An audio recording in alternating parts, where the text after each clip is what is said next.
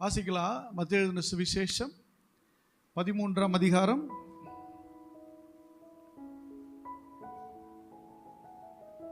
3ஆம் வசனம் வாசிக்கலாம். அவர் அநேக விசேஷங்களை ஊமைகளாக அவர்களுக்கு சொன்னார். கேளுங்கள், விதைக்கிறவன் ஒருவன் விதைக்க புறப்பட்டான். போதும். விதைக்கிறவன் ஒருவன் விதைக்க புறப்பட்டான். அவருக்கு பேர் என்ன வச்சிட்டாங்க? விதைக்கிறவன். அல்லேலூயா. ஆமா, விதை. என்னது விதை? விதை என்ன பண்ணணும்? மண்ணில் போட்டணுமா? விதை விதை தமிழ்ல தான் ரொம்ப அழகா கொடுத்திருக்கிறாரு. விதை விதை, அவ்வளவுதான். விதைய விதை. தேவனுடைய பிள்ளைகள் நல்லா கவனிக்கணும். விதைய விதைக்கணும். விதைக்கிறவன் யார் அப்படின்னு சொன்னா, ஒரு திருச்சபையில போதகன் விதைக்கிறவன். நீங்களாம் யாரு? நீங்களும் விதைக்கிறவர்கள். நான் விதைகளை கொடுக்கிறவன், நீங்க விதைகளை விதைக்கிறவங்க. அல்லேலூயா. வெளியே இருக்கிற மக்கள் நிறைய பேர் இருக்கிறாங்க, உள்ள இருக்கிறவங்களும் இருக்கிறாங்க. இப்போ இந்த விதையானது விதைக்கப்பட வேண்டும். அல்லேலூயா. ஆனால் விதைக்கும் போது போகிற வழியில் சில தானியங்கள் என்ன பண்ணும்? விதைகள் விழதான் செய்யும். நம்ம இந்த விதையை எப்படிலாம் நம்ம விதைக்க முடியும் அப்படிங்கிறத நம்ம கவனிக்கலாம். இப்போ நம்ம வேலை செய்கிற இடத்துல ட்ரெயினில் ட்ராவல் பண்ணும்போது, இல்லை நம்முடைய ரிலேஷனுக்குள்ளே ஃபங்க்ஷன் நடக்குது, மேரேஜ் ஃபங்க்ஷன், ஏதோ நல்லது கெட்டது, இல்லை உடம்பு சரியில்லை, எப்படியோ நம்ம நிறைய இடங்கள் நம்ம போய் பல மனிதர்கள் என்ன பண்ணுறோம்? மீட் பண்ணுறோம், சந்திக்கிறோம். இப்படி சந்திக்கும் போது நாம் அங்கே விதைக்க வேண்டியது அவசியமாக இருக்குது. அல்லேலூயா. விதையை என்ன பண்ண வேண்டியிருக்கு? போட வேண்டியது அவசியமாக இருக்குது. இல்லைங்க, நாங்கள் சொன்னால் எங்களை ஒரு மாதிரி சீப்பாக நினைப்பாங்க, எங்களுக்கு அசிங்கமாக இருக்குது. நிறைய பேர் வேலை செய்கிற இடத்துல கிறிஸ்டின் கூட சொல்ல மாட்டாங்க. ஏன் சொல்லுங்கள்? ரெண்டு விஷயம் இருக்குது. ஒன்று, நம்ம கரெக்டாக இருக்க மாட்டோம், அதனால் சொன்னால் கேட்டுருவாங்க. இன்னொன்று, நம்ம சொல்லிட்டோம்னா அவங்க நம்மளை ஒரு மாதிரி என்ன பண்ணுவாங்க? கேவலமாக நினச்சிடுவாங்களோ அப்படின்னு நினைப்பாங்க. தேவனுடைய பிள்ளையே, சுவிசேஷத்தை சொல்லுகிறதுனால உங்களை ஒருத்தங்க கேவலமாக நினைக்கிறாங்கன்னா நீங்கள் அதை பெருசாக எடுத்துக்காதீங்க. அதற்கு கர்த்தர் உங்களுக்கு பலனை கொடுப்பார். அல்லேலூயா. அவங்க ஏழையோ எந்த ஜாதியோ எவ்வளோ வசதி படைச்சாலாக இருந்தாலும் சரி, நீங்கள் சுவிசேஷத்தை சொல்லிவிடுங்கள். நீங்கள் விதைக்கிறவர்கள். சொல்லுங்க, நான் விதைக்கிறவன், நான் விதைக்கிறவள். அல்லேலூயா. தேவன் அதுக்கு தான் என்ன தெரிஞ்செடுத்திருக்கிறார். உங்களை நம்பி கர்த்தர் விதைகளை கொடுக்கிறார். அல்லேலூயா. அப்போது அந்த விதையை நீங்கள் போட வேண்டியது அவசியமாக இருக்குது. இன்றைக்கி சுவிசேஷம் சொல்கிறது குறைஞ்சிருச்சு. முதல்ல ஒரு காலங்களில் பக்தி வைராக்கியமாக ரோட்டில் போய் வெறுமையாகவே கத்துவாங்க, மைக்கெல்லாம் கிடையாது. இப்போ நாங்களாம் எப்படின்னா, ஒரு ஜங்ஷன் நின்றுக்கும், 3 முக்கு ரோடு இல்லை 4 முக்கு ரோடு நின்றுக்குவோம். அங்கே ஒருத்தர் நிற்பார், இங்கே ஒருத்தர் நிற்பார். நாங்கள் இங்கே சொல்லுவோம், ஏசு உங்களை நேசிக்கிறார் அப்படின்னா அவர் அங்கேருந்து ஏசு உங்களை நேசிக்கிறார் அப்படி 4 இடத்துலேருந்து சொல்லுவோம். அப்படி சுவிசேஷம் அப்படி போய் ஆசையாக மைக்கு மெகாஃபோன் வாங்க தவிர காசு இருக்காது ஒரு காலங்களில். சுவிசேஷம் சொல்கிறது எதுகை மோனை அதெல்லாம் தேவையில்லை. ஏசு சுகமாக்குகிறார், ஏசு விடுதலையாக்குகிறார். இதை அழகாக நிறுத்தி பதட்டப்படாமல் சொன்னாலே போதும். ஒரு பெரிய பிரசங்கெல்லாம் பண்ண வேண்டிய அவசியம் இல்லை. அப்போ விதைக்கிறவன் போய் விதைக்க வேண்டியது அவனுடைய கடமையாக இருக்கிறது. இன்னைக்கு விதைக்கிறவங்க குறைந்து கொண்டே வருகிறார்கள். எல்லாருக்கும் மேடை வேணும். என்ன வேணும்? மேடை வேணும். அடுத்து என்ன வேணும்? மைக்கு வேணும். இல்லைன்னா என்ன பண்ணாது? அவங்க மைண்டில் என்னன்னா, நாம் கர்த்தருக்குள்ளே இல்லை, பிரகாசிக்கலை, அது மாதிரி கான்செப்ட். எனக்கு சான்ஸ் கிடைக்கல. நல்லா கவனிங்க. இது ஒரு முன்னாடி உங்களுக்கு இருக்க முன்மாதிரி தான். அல்லேலூயா. மைக்கே தொடாமல் நார்மலாக பாடியே எத்தனையோ பேர் ஸ்டேஜ் ஏறும்போது கர்த்தருடைய பிரசன்னம் அநேகரை ஆட்கொண்டு இருக்கிறது. அல்லேலூயா. ஆமாம், எல்லாருக்கும் சமயம் கொடுக்கணுன்னா காலையிலேருந்து சாயங்காலம் வரை என்ன பண்ணோம்? வாங்க ஒரு பாட்டு பாடுங்க, வாங்க ஒரு ஜெபம் பண்ணுங்க, வாங்க வாங்கன்னு கூப்பிடுறதுக்கு சரியா போயிடும். ஆனால் எல்லோரும் தேவனுடைய வசனத்தை பெற்றுக்கொள்ளக்கூடியவர்கள், தேவனுடைய வசனத்தை கொண்டு போய் மக்களிடத்தில் சேர்க்கக்கூடியவர்கள். ஹல்லேலூயா. இன்னைக்கு நம்ம அதை சரியாக கவனிக்கணும்.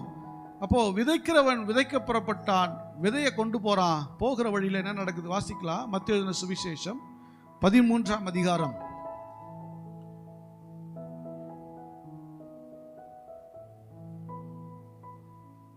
19ஆம் வசனம் 18-19 படிங்க. பற்றி ஊமையை கேளுங்கள். ஒருவன் ராஜ்யத்தின் வசனத்தை கேட்டு உணராது இருக்கும்போது பொல்லாங்கன் வந்து அவன் இருதயத்தில் விதைக்கப்பட்டதை பறித்துக் கொள்கிறான். அவனே வழியருகே விதைக்கப்பட்டவன்.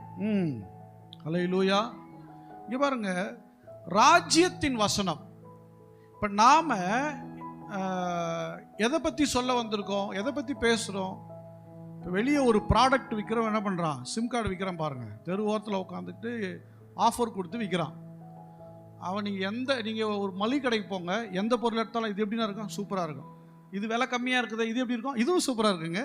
இது விலை அதிகமாக இருக்கும், இது அதை விட சூப்பராக இருக்குங்க. சரி, அப்போ எது ரொம்ப குவாலிட்டி? இல்லைங்க, எல்லாமே நம்மகிட்ட சூப்பர் தான். எல்லாமே என்ன சொல்லுவா, ஆண் பார்த்து என்ன சொல்லுவா, எல்லாமே சூப்பர் தான், எல்லாம் நல்லா இருக்குன்னு சொல்லுவான்.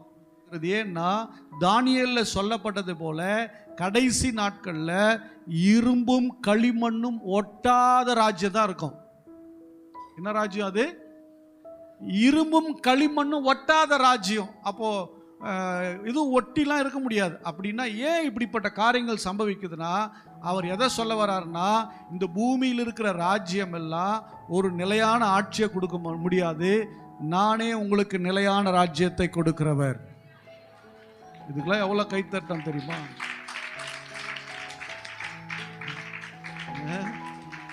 நானே உங்களுக்கு நிலையான ராஜ்யத்தை கொடுக்கிறவர்.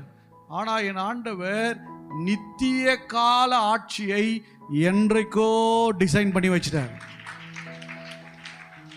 என்றைக்கோ டிசைன் பண்ணி வச்சிட்டார். என் பிதா வீட்டில் அநேக வாசஸ்தலங்கள் உண்டு. ஹல்லேலூயா. ஒரு மாடல் கொடுத்தார். என்ன மாடல்? இயேசுக்கு தேவன் தம்முடைய பிள்ளைகளை எப்படி வைக்க போறேன் அப்படிங்கிற ஒரு மாடல் கொடுத்தாரு. மாடல் கொடுத்தவர் கரெக்டாக தான் கொடுத்தாரு, உள்ள வாழ்ந்தவர் தான் சரியில்லை. ஹல்லேலூயா. எங்க மாடல் கொடுத்தாரு? கானான் தேசம் தான் மாடல் அவங்களுக்கு. புரியுதா? ஜெயித்து வசனம் சொல்லிட்டு பாருங்களேன், கட்டாத வீட்டையும் நடாத மரங்களுடைய பலனை நீங்க என்ன பண்ணுவீங்க, சாப்பிடுவீங்கன்னு சொல்லி எல்லாருக்கும் ஒவ்வொரு ஃபேமிலிக்கும் வீடு கொடுத்தார். இலவச வீட்டு மனை திட்டம் மாதிரி ப்ராஜெக்ட் எங்கேருந்து எடுக்கிறாங்க பாருங்க.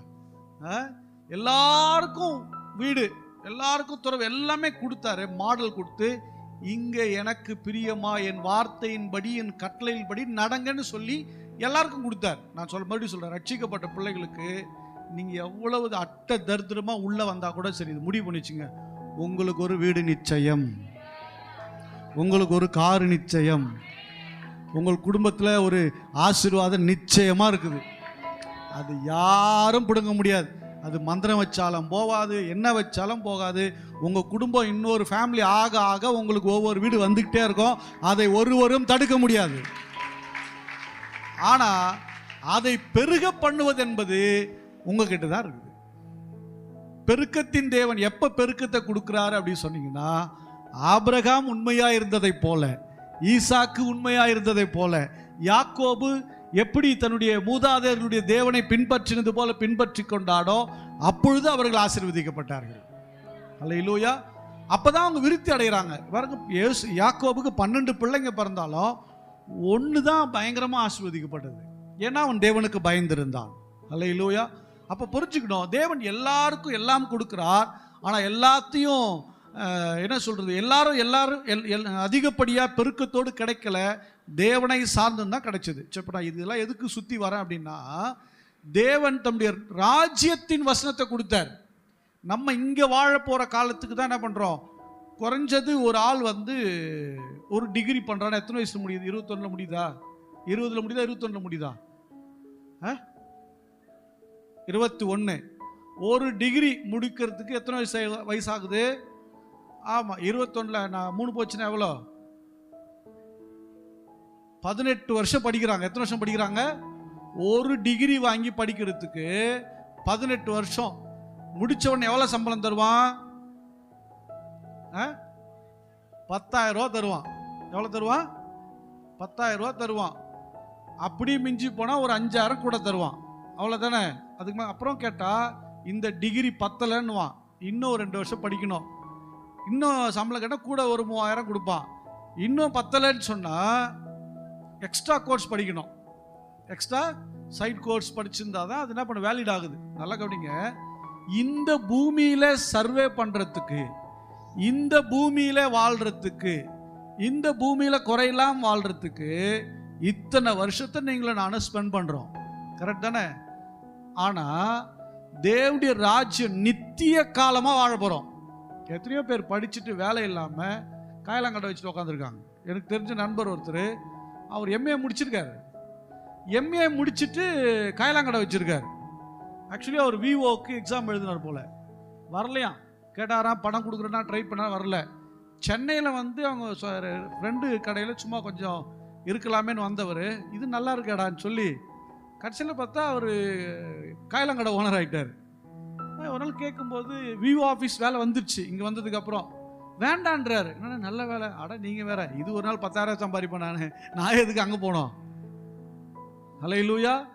காயலாங்கடை வச்சு என்ன பண்ணிட்டார், ஒரு பெரிய வீடு வாங்கிட்டார். திருமுல்ல வயலில் நல்ல பெரிய வீடு வாங்கிட்டார். நல்ல காசு, காரு, டெம்போ எல்லாம் வாங்கி வச்சுட்டார் பாருங்க. அப்போ படிக்க வேண்டாம்னு சொல்ல, இந்த பூமியில சர்வே பண்றதுக்கு நமக்கு சில படிப்புகள் தேவைப்படுது. ஆனா நித்திய காலமாய் அங்கே அழுகை இல்லை, புலம்பல் இல்லை, கண்ணீர் இல்லை, பசி இல்லை, வியாதி இல்லை, எதுவுமே இல்லாத இடத்துக்கு போற வசனத்தை நாம கொண்டு போகிறோமே, இங்கே விதைக்கப்படுகிறது.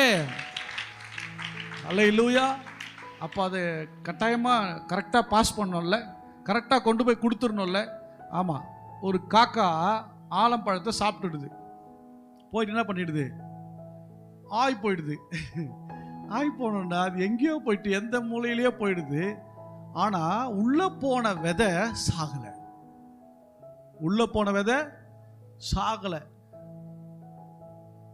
படைச்சாரு ஒருத்தர் இல்லை, அவர் படைச்ச விதையே ஜீரணம் ஆகலைன்னா படைத்தவர் வார்த்தை எப்படி நடக்காம போயிடும்?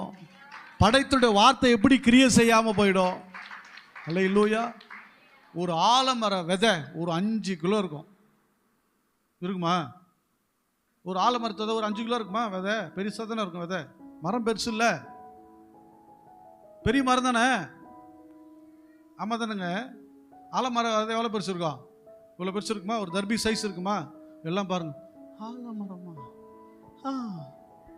இருக்கும் இருக்கும், பெரிய மரம் தானே. இல்லை, ஆலமரம் பார்த்துருக்கீங்களா இல்லையா? பார்க்கலையா? அப்படியே பார்க்குறீங்க. ஒரு 5 கிலோ இருக்காது விதை. எவ்வளோதான் இருக்கும்?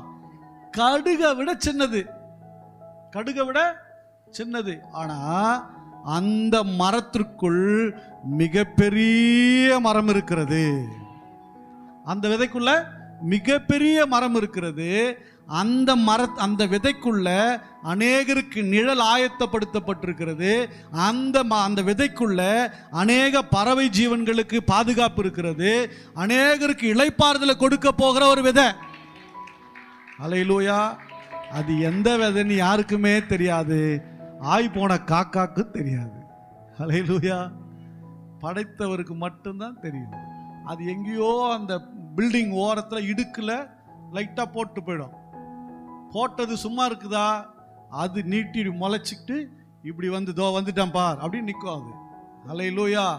அப்போ ஜீரணமாகி போயிடும்னு நினைச்ச விதை கூட ஜீரணமாக முடியலன்னா கர்த்தருடைய வார்த்தை செயல்படாமல் இருக்குமா? கர்த்தருடைய வார்த்தை உன் வாழ்க்கை விடுதலை கொடுக்காம இருக்குமா? உனக்கு சமாதானத்தை கொடுக்காம இருக்குமா? உனக்கு அற்புதத்தை நடக்காம இருக்குமா? பாவத்தில் இருக்கிற, சாபத்தில் இருக்கிற, கட்டுகள் இருக்கிற, வியாதியில் இருக்கிற மனுஷனை விடுதலை ஆக்காம இருக்குமா? அது நிச்சயமாய் விடுதலை ஆக்கும். அல்லேலூயா. அந்த விதையை தான் நம்ம கர்த்தர் கொடுத்து அனுப்புறாரு. அல்லேலூயா. அந்த ஆலமரத்து பட்டை வேறு எல்லாமே என்னதான்? மருந்து. அந்த ஆலப்பழம் என்னதான்? மருந்து. ஆலங்குச்சி என்னது? மருந்து. அல்லேலூயா. ஏதோ ஒரு சின்ன விதைக்குள்ள மருந்தை சுமந்து, காற்றை சுமந்து, பாதுகாப்பை சுமந்து, ஆறுதலை சுமந்து கொண்டு ஒரு விதை உள்ள இருக்குதுன்னா, கர்த்தர் நம்மிடத்தில் கொடுத்த வசனம் எத்தனை பலமான கிரியை செய்யும். அல்லேலூயா. நமக்கு அதுதான் இன்னைக்கு என்ன பண்ண மாட்டேங்குது, புரியலையா நம்ம ஆளுங்களுக்கு. இன்னைக்கு நிறைய நேரம் விதைச்சிட்டு போறோம், நம்ம கிட்ட கேட்குற மாதிரியே தெரியும். நம்ம சொல்லும்போது அவங்க எனக்கு தான் அப்படின்ற மாதிரி நம்ம நினச்சிக்குவோம். அப்படியே பார்த்துட்டு அப்படியே எங்கேயோ இருக்கும் எண்ணங்கள் எல்லாம். என்னடா மாட்டிக்கணும் இவங்ககிட்ட, கழட்டி விட்டு போகலான்னு பார்த்தாலும் இப்போ இதான் சொல்கிறாங்க, பேசினா பூமரா. ஆம்பளைங்களும் பூமர் சொல்லுவீங்க, பொம்பளைக்கு என்ன சொல்லுவீங்க? ஆம்பளைக்கு பூமர் அங்கலாம், பொம்பளைங்களுக்கு என்ன சொல்லுவீங்க? லேடிஸ்க்கு என்ன சொல்லுவீங்க? பூமர் ஆண்டியா? யோசிச்சு பாருங்களேன். கொஞ்சம் அட்வைஸ் பண்ணிட்டேன்னா தான் அவர் கிடக்கிறார் பூமர் எட்டு போகிறதுக்கு. என்ன யாராவது திட்டிங்களான்னு தெரில எனக்கு. அது மாதிரி யோசிக்கிறாங்க. அப்போ நல்லா கவனிங்க, தேவனுடைய வசனம் என்பது அது செத்து போகிறது இல்லை, அது உயிரோட எழும்ப பண்ணுகிற விதை. அல்லேலூயா. இப்போ நிறைய நேரம் விதைக்கிறோம், வேலை செய்கிற இடத்துல, போகிற இடத்துல, வரங்களை சொல்கிறோம். நீங்கள் என்ன நினைக்கிறீங்க? எங்கிட்ட வீடு அப்படின்னு நினைக்காதீங்க, வெக்கப்படாதீங்க, கூச்சப்படாதீங்க. நீங்கள் போகும்போது அந்த காக்கா மாதிரி போட்டு போயிடுங்க. அல்லேலூயா. போட்டு போயிடுங்க. உங்களுக்கே தெரியாது, அது முளைச்சு ஒரு நாள் ஆலமரமா நிற்கும், அது முளைச்சு ஒரு நாள் வேப்ப மரமா நிற்கும். அல்லேலூயா. அது எங்கேயோ பலனை கொடுக்கும். அல்லேலூயா. ஆமாம். இன்னொன்று தெரியுமா, நேருக்கு நேர் ஒருத்தங்கிட்ட சுவிசேஷம் சொன்னால் கேட்க மாட்டாங்க. இங்கே பேசிட்டே இருக்கும்போது அங்கே பக்கத்தில் இருக்குங்க காது நல்லா தேய்ச்சி என்னத்தான் சொல்கிறாங்க ரொம்ப கவனமாக கேட்பாங்க. தெரியுமா, சுவிசேஷத்தை பற்றி நான் ஒரு கிளாஸ் எடுக்கணும்னு இருக்கேன்ல, நான் சொல்கிறேன், இதெல்லாம் சொல்லித்தரேன். நேராக சொன்ன பண்ண மாட்டாங்க, வந்துட்டார் சொல்கிறதுக்கு அப்படின்னா. அது எப்படி சொல்லணுமா அப்படி சொல்லணும்ல.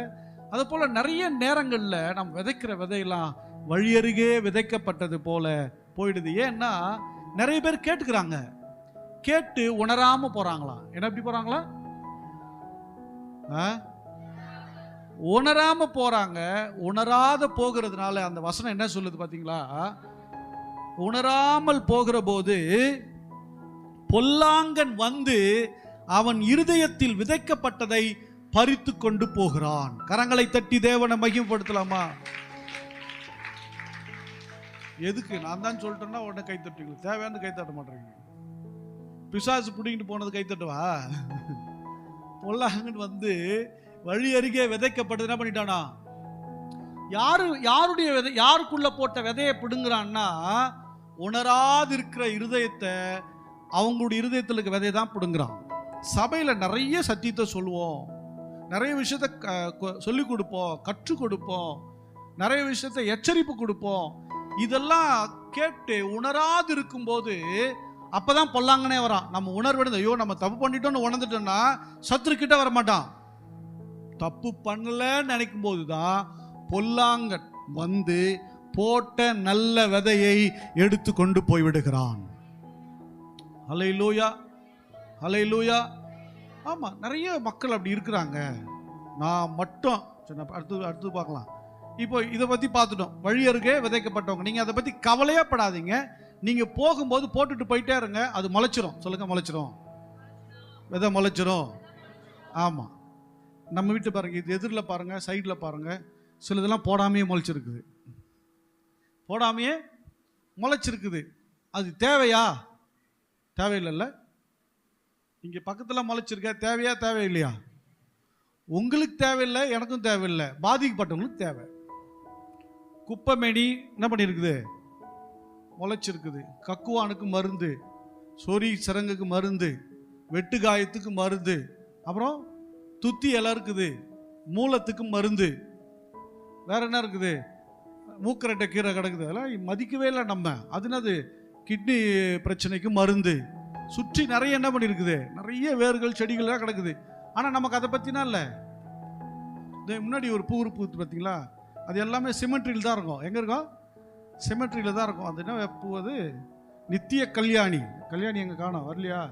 சரி, இந்த நித்திய கல்யாணி பூவு சுகருக்கு, இலை, கேன்சருக்கு. ஆனால் நம்ம என்ன யூஸ் பண்ணுறோமா? நம்ம சுற்றி நிறைய இருக்குது. நம்ம நினச்சிட்டோம் தேவையில்லாம முளைச்சிருச்சு போல. இல்லை, ஏதோ ஒன்றை தேவன் செயல்படுத்தி கொண்டே இருக்கிறார். நீங்கள் விதைக்க வேண்டியதை விதைச்சிட்டு போயிட்டே இருங்க. ஒன்று தெரியுமா, சில பிள்ளைகள், சில பெரியவங்க பார்த்தீங்கன்னா, அவங்க பிள்ளைங்க சர்ச்சுக்கு வரும்போது ஏதோ அப்படி வந்துருச்சுன்னா ஒன்றும் சொல்ல மாட்டாங்க. ஏன் அப்படின்னா, அவங்கள பார்த்தீங்கன்னா அவங்க ஏதோ படிக்கிற காலத்திலேயோ இல்லை ஏதோ ஒரு சூழ்நிலை இயேசு ஏற்றுக்கிட்டு இருப்பாங்க.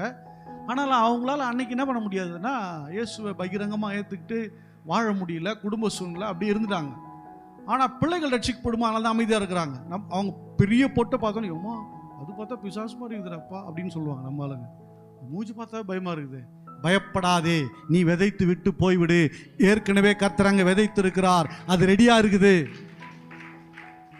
நிறைய பேர் அப்படி தான் நினைப்பாங்க. அவங்க ஆல்ரெடி ரெடியாக தான் இருப்பாங்க. ஆனால் அவங்க இருதயம் கற்பாறை மாதிரி மாறி போச்சு. நான் அது அப்புறம் வரேன். நான் புரியுதுங்களா? ஏற்கனவே தேவன் அதை ஆயத்தம் பண்ணி வைத்திருக்கிறார். அல்லேலூயா. சைனா பாலைவனத்தை ஆக்கிரமிக்கிறாங்க. இப்போ பாலைவனத்தை ஆக்கிரமிக்கிறதுக்கு அங்கே சில வேலைகளை செய்கிறாங்க. பாலைவனத்தில் எதுவுமே என்ன பண்ண முடியாது, வீடு கட்ட முடியாது, வாழ முடியாது, குடி தண்ணி விட முடியாது. அதுக்காக என்ன பண்ணுறாங்கன்னா, சில வகையான புல்லை அங்கே போடுறாங்க. அதுக்கப்புறம் முயலை அங்கே போடுறாங்க. எதுக்கு என்ன போடுறாங்க? முயலை, எலியை விடுறாங்க. என்னன்னா, இது போயிட்டு அங்கே ஒரு ப்ராசஸை பண்ணுது. அந்த மண்ணில் என்ன பண்ணுது, அந்த பாலைவனத்தை போய் ஒரு ப்ராசஸ் பண்ணி விவசாய நிலமா மாத்துறான். அதை அல்லேலூயா, அல்லேலூயா. அவன் யோசிக்கிறான் பார். அப்போ நீங்கள் விதைக்கிற விதை எதையோ ஒன்றை அங்கே செய்து கொண்டிருக்கிறது. என்னது? நீங்கள் சுவிசேஷம் சொல்வது எதையோ ஒன்றை அங்கே மீண்டும் மீண்டும் மீண்டும் மீண்டும் நீங்கள் விதைக்கும் போது ஏதோ ஒரு மாற்றத்தை அங்கே ஏற்படுத்துகிறது. அல்லேலூயா. அதனால நீங்க சோர்ந்து போகவே போகாதீங்க. விதைச்சிட்டு போயிட்டே இருங்க. உணர்ந்தவன் பலன் கொடுக்கிறான், உணராதவன் பொல்லாங்கின் கையில் சிக்கிக் கொள்ளுகிறான். அல்லேலூயா. நம்ம அடுத்த வசனம் படிக்கலாமே. 20 13:20. கற்பார இடங்களில் விதைக்கப்பட்டவன் வசனத்தை கேட்டு உடனே அதை சந்தோஷத்தோட ஏற்றுக்கொள்ளுகிறான். தனக்குள்ளே வேறு இல்லாததினால் கொஞ்ச காலம் மட்டும் நிலைத்திருப்பான். வசனத்து நிமித்தம் உபத்திரமும் துன்பமும் உண்டானவுடனே இடர் அடைவான். அல்லேலூயா. இப்போ முதல்ல பார்த்தது வழி அருகே விதைக்கப்பட்டவங்க. ரெண்டாவது பார்த்தோம்னா கற்பாறையில் விதைக்கப்படுறவங்க. இப்போ இந்த மலைப்பாங்கான இடங்கள்லாம் பார்த்தீங்கன்னு வச்சுக்கோங்களேன். மலைப்பாங்கான இடம் இல்லை நம்ம வீட்டுக்கிட்டே பாறை இருக்கிற இடத்தெல்லாம் பார்த்தீங்கன்னா ஏதோ ஒரு விதை விளைச்சி விழுந்து அது என்ன பண்ணியிருக்கோம், முளைச்சிருக்கும். பார்க்கும்போது ரொம்ப மற்ற செடியை விட அது ரொம்ப பளிச்சுன்னு இருக்கும். கவனிச்சிருக்கீங்களா? ரொம்ப ஆரோக்கியமாக இருக்கிற மாதிரியே தெரியும். பட்டுன்னு முளைச்சிரும். பார்க்கும்போது நமக்கும் அப்பா சூப்பராக விளைச்சிருக்கு. ஆனால் திடீர்னு பார்த்தா வெயில் ஏறும்போது என்ன பண்ணுது, அது கருகி போகிறது. சில பேர் சுவிசேஷத்தை சொல்லும்போது, ஆண்டவர் பற்றி சொல்லும்போது சபைக்கு வருவாங்க. வந்துட்டு என்ன பண்ணுவாங்கன்னா, அவங்க ரொம்ப சந்தோஷமாக ஏற்றுக்குவாங்க. பாருங்க, அவங்கள மாதிரி ஒரு ஜபத்தை பார்க்க முடியாது, அவங்கள மாதிரி ஒரு விசுவாசம் பார்க்க முடியாது, அவங்கள மாதிரி ஊழியக்கார கீழ்ப்படிதை பார்க்க முடியாது, சுவிசேஷம் சொல்கிறத பார்க்க முடியாது. ஐயோ ஆண்டவர் அப்படியே பயங்கரமாக, அப்படியே நமக்கே பயமாக தான் இருக்கும். எப்பா இவங்க நம்மளோட பயங்கரமாகிடுவாங்களோ, அப்படியே கிளம்பிடுவாங்களோ மேலேயே, டைரெக்டாக பரலோகமாக போயிடுவாங்கன்ற மாதிரி ஒரு இதில் போயிட்டு இருப்பாங்க. அப்படியே கொஞ்ச நாள் போனோன்னா பாடிய அப்படின்னு ஆயிடுறாங்க. என்னடான்னு பார்த்தோன்னா, வசனத்தின் நிமித்தம் உபத்திரவம், துன்பம், கஷ்டம் வரும்போது அவங்க என்ன ஆயிடுறாங்கன்னா பட்டு போயிடுறாங்க. அல்லேலூயா. எத்தனையோ பேர் விசுவாச வாழ்க்கை ஆரம்பித்தவங்க, அவங்க முடிவு விசுவாச வாழ்க்கை இல்லை, பரிதாபகரமாக போயிடுச்சு. அவ்வளவு தேவ பயமாக இருந்திருப்பாங்க, அவ்வளவு தாழ்மையாக இருந்திருப்பாங்க, அவ்வளவு இதாக இருந்திருப்பாங்க, விசுவாசத்தில் சத்தியத்தில் இருந்திருப்பாங்க. போக போக காலங்கள் போக போக அப்படியே அவங்க போயிட்டு ஆண்டவர் விட்டே தூரம் போய் இங்கே இருக்க இந்த ஆளும் சில பேர் அது மாதிரி ஆயிருக்காங்க பாருங்க, விக்கிரகத்தை நோக்கியே போயிடுறாங்க. பார்க்கும்போது கஷ்டமா இருக்கும், என்னடா அப்படி என்ன நடந்து போச்சு, என்ன ஆச்சு அப்படின்ற மாதிரி இருக்கும். விக்கிரகத்தை நோக்கி போயிடுவாங்க. அது ரொம்ப வருத்தமான செயல் பாருங்களேன். எனக்கு தெரிஞ்ச இந்த ஊரில் தான் ஒரு வேறொரு சபை விசுவாசி அவங்க, இதே ஊரில் நான் பார்த்துருக்கேன். அவங்க கைப்பிரதி கொடுத்துட்டு சனிக்கிழமை ஞாயிற்றுக்கிழமை 2 நாளும் கைப்பிரதி எடுத்துக்கிட்டு ஊழியம் செய்யறதை பார்த்துருக்கேன். இன்னைக்கு சாமியார் அம்மாவா? புரியல எனக்கு. காரணம் என்ன தெரியுமா? வசனத்து நிமித்தம் வாழ முடியாதனால. எது முடி லிசன், வசனத்தை பேசுறது ஈஸியா பேசிடலாம், வசனத்தின்படி வாழ்றது தான் கஷ்டம். ஆமா தானே? ஆமான்னு சொல்லுங்க, ஒரு அல்லையே சொல்லுங்க. ஆமா, வசனத்தை பேசிடலாம். அப்படியே நான் உங்க முன்னாடி என்ன பார்த்தோன்னா நான் தேவதூதர் மாதிரி என்ன பண்ணிடலாம், உங்களுக்கு காமிச்சிடலாம். அப்படியே பியூர் ஒயிட்ல கூட வருவேன், நான் ஜிப்பா கூட போடலாமான்னு கூட யோசிக்கிறேன். பாஸ்டம்மா சொல்லிட்டா, மாமா ஏமா ஜிப்பா வேஷ்டி போட்டு மீசெல்லாம் எடுத்துட்டு நல்லா எத்தனை இப்படின்றீங்க, மீசெல்லாம் எடுத்துட்டு நல்லா இருக்க மாட்டேன், நல்லா இப்படி சாட்டை ஒட்ட வாடாவா அப்படி யோசிக்கிறேன். அப்படி என்ன பண்ணிட முடியாது. எல்லாருக்கும் பார்க்கறது எப்படி தெரிஞ்சிடலாம்? தெய்வீகமா தெரியலாம், கரெக்ட் தானே? தெய்வீகமா இருக்கலாம். ஆனா இங்க அந்த மாற்றம் வந்திருக்கணுமே ஒழிய சரீர வெளிப்பிரகாரமான மாற்றம் ஒரு பெரிய தாக்கத்தை உண்டு பண்ண முடியாது. அப்படின்னா என்ன சொல்ற, வசனத்தின்படி வாழ்கிற வாழ்க்கை ரொம்ப முக்கியம். நான் ரொம்ப தீவிரமான பெந்தோகோஸ்தே அனுபவத்தில் இருந்தேன். நான் மருந்து எடுக்க மாட்டேன், ஒயிட் அண்ட் ஒயிட் மாற மாட்டேன், நிறைய நிறைய நிறைய நிறைய விஷயத்துல இருந்தேன். அப்புறம் நான் சத்தியத்தில் உள்ள வாங்கி பழகின போது மாற்றம் எங்க வரணும்னா உள்ளதான் வரணும். ஹல்லேலூயா. இது இப்போ இந்த கலர் போட்டிருக்கேன், கருப்பு கலர் போட்டா கூட உள்ள இருக்கிறது வசனத்தின் வாழ்க்கை இருந்துச்சுன்னா எப்படி இருக்கும்? கருப்பே தெரியாது, வாழ்க்கை மட்டும் தான் தெரியும். ஹல்லேலூயா. என்ன வெள்ளை ட்ரெஸ் போட்டாலும் உள்ள சரியில்லைன்னா அந்த வெள்ளை தெரியவே தெரியாது, அவனுடைய வாழ்க்கை மட்டும்தான் தெரியும். ஹல்லேலூயா. அப்போ கற்பாறையில விதைக்கப்பட்ட அனுபவம் எப்படித்தான் மாறி போகுதுன்னு சொன்னா உடனே ஏத்துக்குவாங்க, உடனே ஐயோ ஒரு சொன்ன அற்புதம் நடந்துருங்கன்னுவாங்க. எல்லாமே கொஞ்ச காலத்துல அப்படியே சேஞ்ச் ஆகும். என் அன்பு தேவனுடைய பிள்ளையே, சில பேர் சொல்லுவாங்க, நான் மட்டும் பைபிளை தூக்கல, அவளைத்தான் கதையே வேற, 2ல் 1 பார்த்துருப்பேன் அப்படின்வாங்க. பைபிளை தூக்கல என்ன பண்ணிருப்பேன்? ஹல்லேலூயா, ஹல்லேலூயா. பைபிளை பார்க்கல, நான் மட்டும் ஞானசானம் எடுக்கல, அவளை கேட்கிற கேள்வியில அவன் நாண்டு செத்திருப்பா. ஹல்லேலூயா. ஏற்கனவே வீட்டுக்காரர் மாட்டு படாத பாடுபட்டு, நான் மட்டும் இப்படி இல்லாம இருந்தேன்னா இப்படி பண்ணிருப்பேன், அப்படி பண்ணிருப்பேன். தேவனுடைய பிள்ளையே நல்லா கவனிங்க, வசனம் உள்ள போய் வேலை செஞ்சதுன்னா எல்லாமே மாறிடும். சில பேருக்கு பக்கத்து வீட்டில் இது நமக்கு செட் ஆகாது, இதே பிரச்சனை அது பிரச்சனை இது பிரச்சனை, ஆஹா நமக்கு செட் ஆகுது. ஏப்பா இது போனால் இதை செய்யக்கூடாதுன்றாரு, அதை செய்யக்கூடாது, இப்படி சொல்லக்கூடாதுன்றாரு, இங்கே போகக்கூடாதுன்றாரு. இது நமக்கு என்ன பண்ணாது, செட் ஆகாது. திட்டக்கூடாது, சண்டை போடக்கூடாதுன்றாரு, பொய் சொல்லக்கூடாதுன்றாரு, ஏமாற்றக்கூடாதுன்றாரு. இதெல்லாம் ஒரு வாழ்க்கையா? இதெல்லாம் ஒரு வாழ்க்கையா அப்படிங்கிற மாதிரி தோணும். இது என்னன்னா வசனத்தின் நிமித்தம் வருகிற துன்பம், வசனத்தின் நிமித்தம் வருகிற உபத்திரவம். இப்படிலாம் வாழணும் எப்படிங்க? அது லவ் பண்ணக்கூடாதுன்றாரு, சைட் அடிக்கூடாதுன்றாரு, எங்கே பார்க்கக்கூடாதுன்றாரு, இதெல்லாம் சொல்றாரு, என்ன அப்படின்னு தோணும்.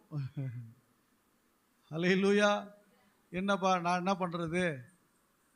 அப்போ வசனத்து நிமித்தம் சில உபத்திரவங்கள் வரும், வேலை செய்கிற இடத்துல வரும். நான் ஃபர்ஸ்ட் ஒரு கம்பெனியில் வேலை செஞ்சுட்டு இருந்தேன்.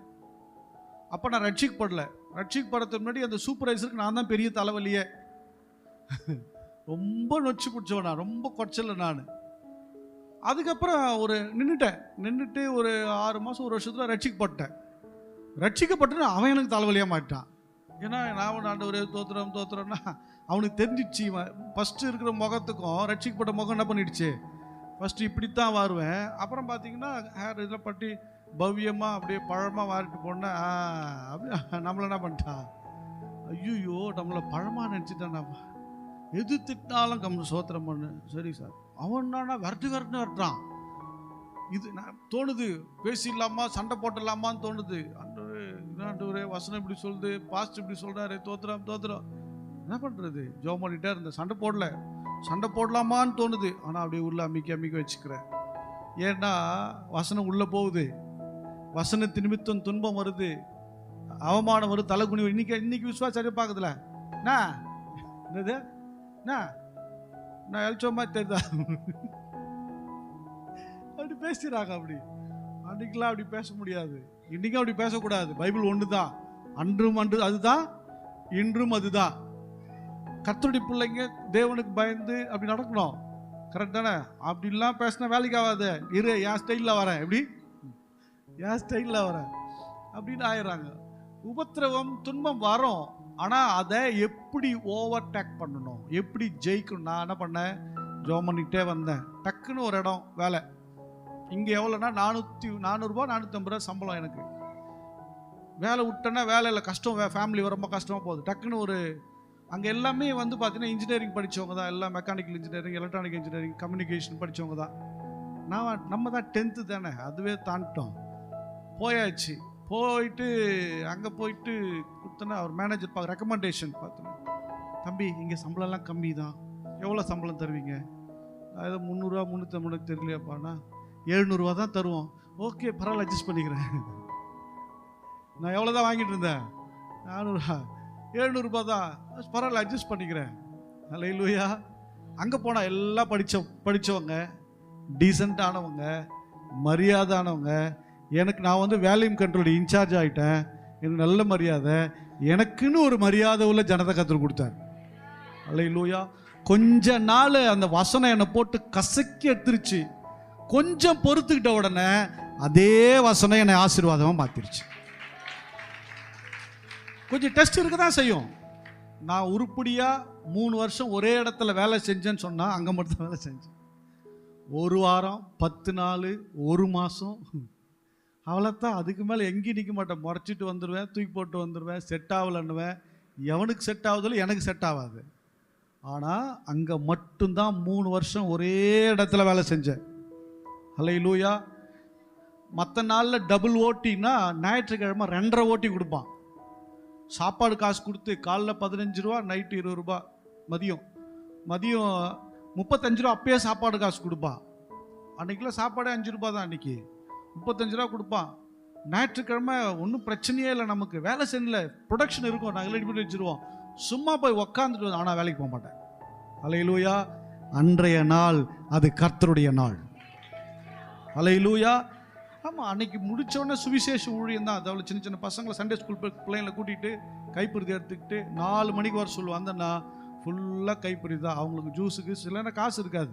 போனால் அன்றைக்கி பாருங்களேன், யாரோ ஒருத்தவங்க கூப்பிட்டு பிள்ளை நாங்கள் சுவிசேஷ ஊழியம் பண்ணுறதை பார்த்து யாரோ ஒருத்தவங்க ஜூஸ் வாங்கி கொடுப்பாங்க, பிஸ்கட்லாம் வாங்கி கொடுப்பாங்க. அல்லேலூயா. வசனத்து நிமித்தம் வாழ்வது கொஞ்சம் கடினமாக இருக்கும், உபத்திரவமாக இருக்கும், கஷ்டமாக இருக்கும். பரவாயில்லை, கொஞ்சம் பொறுத்து கொள்ளுங்கள், தேவன் வேறொரு மாற்றத்தை செய்து கொடுப்பார். நல்லா கைத்தட்டி சொல்லாம. ஆமா. ஏன் அவங்க அப்படி இருக்காங்க, கற்பாறையை போல ஆயிட்டாங்கன்னா வேறு இல்லை. என்ன இல்லை? வேறு இல்லை, வேறு இல்லை.